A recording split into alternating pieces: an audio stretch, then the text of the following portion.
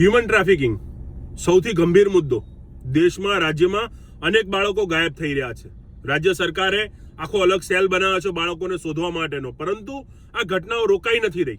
હજારોની સંખ્યાની અંદર બાળકો ગાયબ થઈ રહ્યા છે અને તેમ છતાં આટલું મોટું પોલીસ તંત્ર, આટલી મોટી આપણી પાસે વ્યવસ્થા, તેમ છતાં આ બાળકોનું કિડનેપિંગ બંધ નથી થઈ રહ્યું.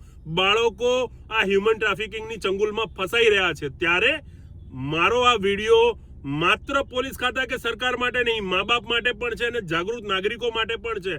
આપણે સૌ આસપાસમાં નજરો આપણી ખુલ્લી રાખીએ ને ક્યાંય પણ એવું સંદિગ્ધ લાગે તો એવા લોકોને તાત્કાલિક ધોરણે આપણે પકડાવડાવીએ, પોલીસને પણ. અને મારી સરકારને પણ વિનંતી છે, આટલો બધી ગુનાખોરી વધી ગઈ છે, હ્યુમન ટ્રાફિકિંગના કેસ આટલા બધા વધી ગયા છે, બાળકો આટલી બધી મોટી સંખ્યામાં ગુમ થઈ રહ્યા છે.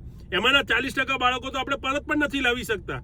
તો આવી વ્યવસ્થાની અંદર જો આટલું મોટું બજેટ હોય, આટલી મોટી આપણી પાસે પોલીસ સંસ્થા હોય, આટલું બધું કામ હોય, તો શાના માટે આપણે આ પ્રકારના ગુનાઓ નથી રોકી શકતા? આના માટે તાત્કાલિક ધોરણે કોઈ કાર્યવાહી કરવી જોઈએ. તાત્કાલિક ધોરણે આના માટે કડકમાં કડક પગલાં લેવા જોઈએ અને એક કાયદો બનાવવો જોઈએ. જે પણ લોકો આવા હ્યુમન ટ્રાફિકિંગની અંદર ઇન્વોલ્વ છે એ લોકોને ફાંસીની સજા આપવામાં આવી જોઈએ.